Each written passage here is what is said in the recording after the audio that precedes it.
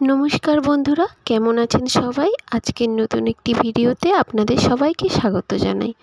आजके सकालटा शुरू हयेछे एक चुमुक चायेर साथे। सकालेर आजके टिफिनटा एकटु चा रचा करे नियेछि, तार साथे एकटी रुटी और छेलेर जोन्नो टिफिन बानिয়েছিলাম, तार एकटा प्यानकेक नियेछि। तो चलुन चा खाওয়ার পরে আপনাদের দেখিয়ে দিই যে সেই দিন মন্দিরে গিয়েছিলাম কী কী প্রসাদ দেওয়া হয়েছিল আমি খুলতেই ভুলে গিয়েছিলাম।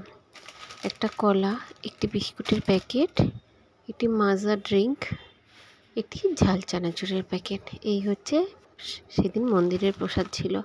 এরপর চলুন আমি একটু কাজ করে নিই।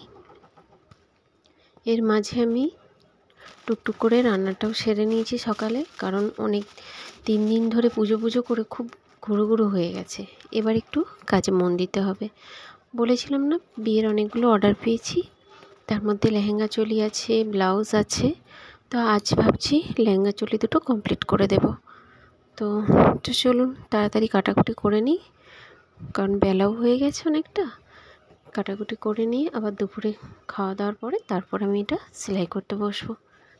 তো আপনাদের দেখিয়ে দিই লেহেঙ্গাগুলি কীরকম ডিজাইনের। হ্যাঁ, আমি এগুলি বাড়িতেই সেলাই করে থাকি। আমি বাইরে কোনো দোকান এগুলো নেই, মতলব বাইরের দোকানে আমি এগুলো সেলাই করি না। আমি এই কাজগুলি নিজের বাড়িতে করে থাকি।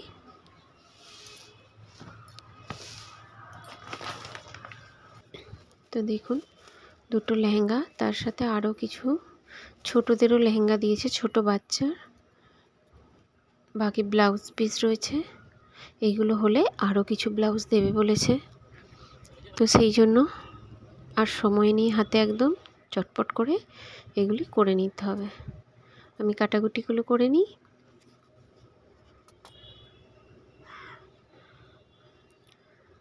তো বন্ধুরা, আপনাদের যদি ভিডিওগুলি ভালো লেগে থাকে অবশ্যই চ্যানেলটিকে সাবস্ক্রাইব করবেন আর বেল আইকনটি বাজিয়ে দেবেন, যাতে নতুন নতুন ভিডিও আপনার কাছে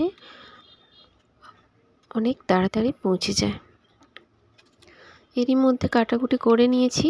তারপর ওর পাপা এসে গিয়েছে দুপুরে খাওয়ার জন্য। আজকে দুপুরে রান্নায় ছিল হালকা করে ছোট আলু দিয়ে মাংসের ঝোল। দুপুরে আমি রান্নাবান্না করে খাওয়া দাওয়ার পর একটু মন হয়েছিল বিকেলে ঝালমুড়ি খাওয়ার। এখানে না চপ বা তেলে ভাজা পাওয়া যায়, চপটা সেরমভাবে পাওয়া যায় না বাঙালিদের যেভাবে চপ বানানো হয়। কারণ এখানে বোম্বেতে বড়া পাও বা ব্রেড পকোড়া এই জাতীয় জিনিসগুলো আলুর ভাজিয়া, গোল গোল আলু কেটে বেসনে ডুবিয়ে ভাজা বা মেথি ভাজিয়া, এইগুলো খুব প্রচুর পরিমাণে বিক্রি হয়। কিন্তু বাঙালিদের চপ, আলুর চপ পাওয়া যায় না। মার্কেটে পাওয়া যায়, যেখানে স্বর্ণ শিল্পকাররা কাজ করে থাকেন ওখানে টিফিন কেনা বেচা হয়, সেই জন্য ওখানে অনেকে বাঙালি দাদা বৌদি আছেন, অনেকে ওখানে বানিয়ে থাকেন। তো ওখান থেকে মার্কেটে সহজেই পেয়ে যায়, কিন্তু বাড়িতে এতটা দূরত্বে ওই জিনিসগুলো পাওয়া যায় না। অনেক দিন হয়ে গেছে, সেই প্রায় দেশে গিয়েছিলাম তখনও এই বছর খাওয়া হয় না চপ, কারণ ছিলাম 4 দিন, তার মধ্যে ঝড় তুফান এইসব নিয়ে কয়েকদিন কেটে গেছে। তো এই বছর দেশে গিয়েও চপ খাওয়া হয় না। তো সেই কারণে আজ হঠাৎ করে খুব মন হচ্ছিল যে চপ দিয়ে মুড়ি মাখা হবে, আর খেতেও ভালো লাগে। তো চলুন বেসনটা ফেটিয়ে নিই।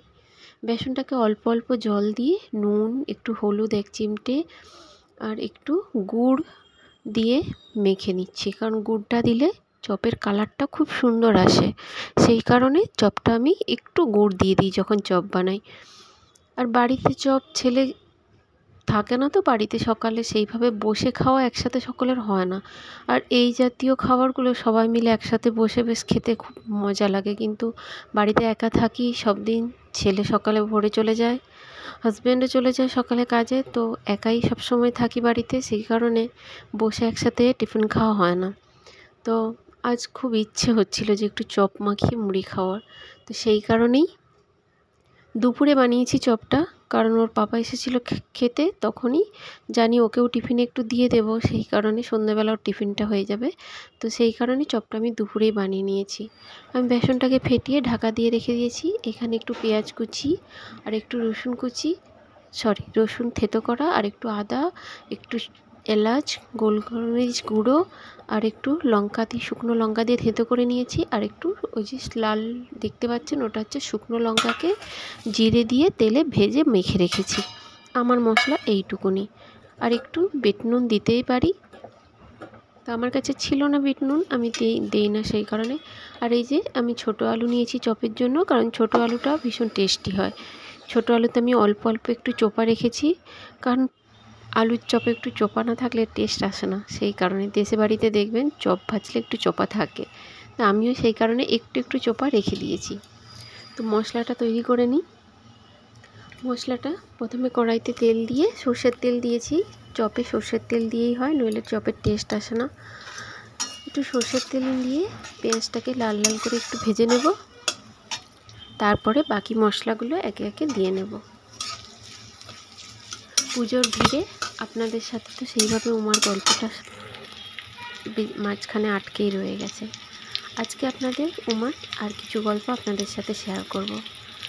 উমার ছোটোবেলাটা তো শুনেইছেন, বেশ মজা করে খেলে ধুলে একা একাই থেকেছে, কিন্তু খেলা করে খুব মজা করে ঘুরে বেরিয়ে কেটেছে। কিন্তু তার আর একটা দিকও আছে। উমা কিন্তু কারোর সাথে বেশি মিশতো না, তার আর একটা অন্যতম কারণ ছিল, তার মা বাবা তাকে খুব ভীষণ কড়া শাসনের মধ্যে মানুষ করেছে। সবসময় খুব ভয় পেত সে। ভয়ের মধ্যে থাকতে থাকতে সে নিজের একটা আলাদা একটা জগৎ বানিয়েছিল বলতেই পারেন।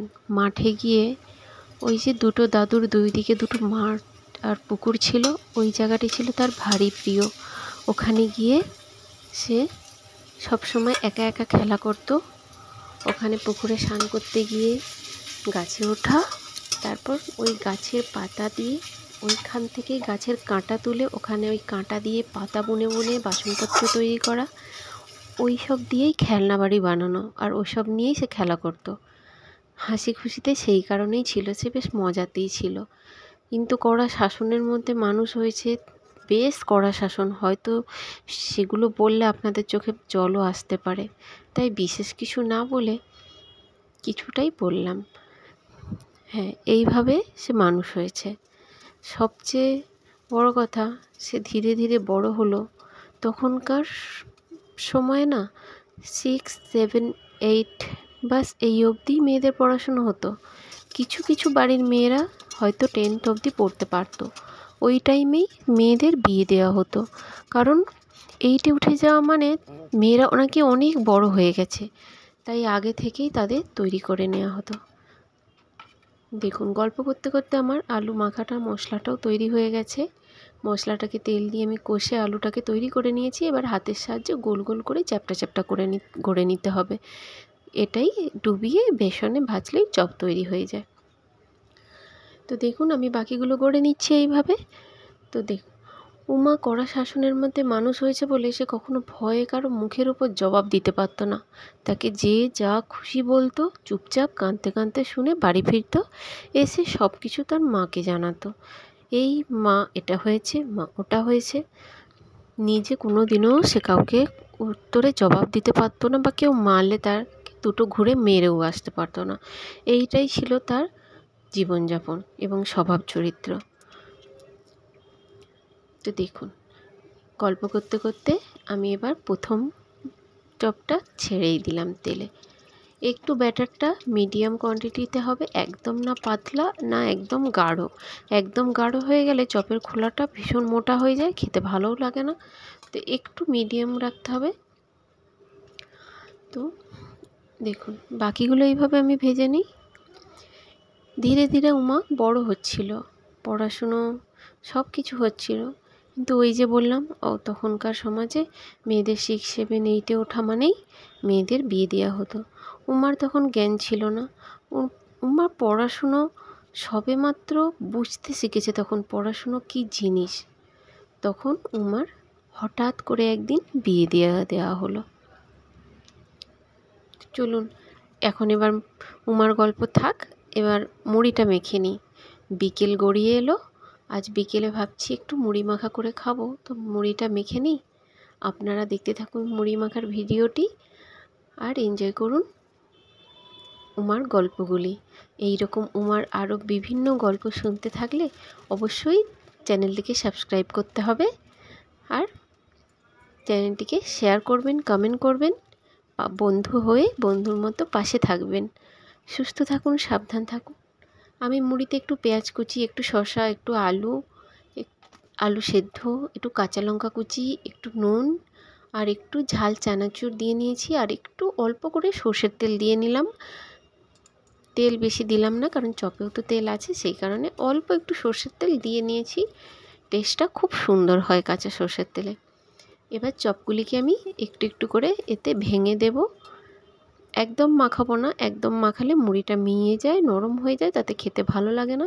এইভাবে ভেঙে ভেঙে দিলে মুড়িটা বেশ ক্রাঞ্চি লাগে, খুব মজাদার লাগে। চপের গন্ধে আমার রান্নাঘরটা একদম মমো করছে। তো আপনারাও এনজয় করতে থাকুন এই চপের রেসিপিটি। ডিটেলসে যদি রেসিপি জানতে চান তাহলে অবশ্যই কমেন্টে জানাবেন। আমি এর জন্য আলাদা করে একটি রেসিপি ভিডিও আপনাদের সাথে অবশ্যই শেয়ার করব। সুস্থ থাকুন, সাবধানে থাকুন আর খেয়াল রাখুন। আজ এই পর্যন্তই ভিডিওটি। দেখা হচ্ছে অন্য একটি ভিডিওতে। চলুন আমি এখন চপ মুড়ি খেতে থাকি। নমস্কার।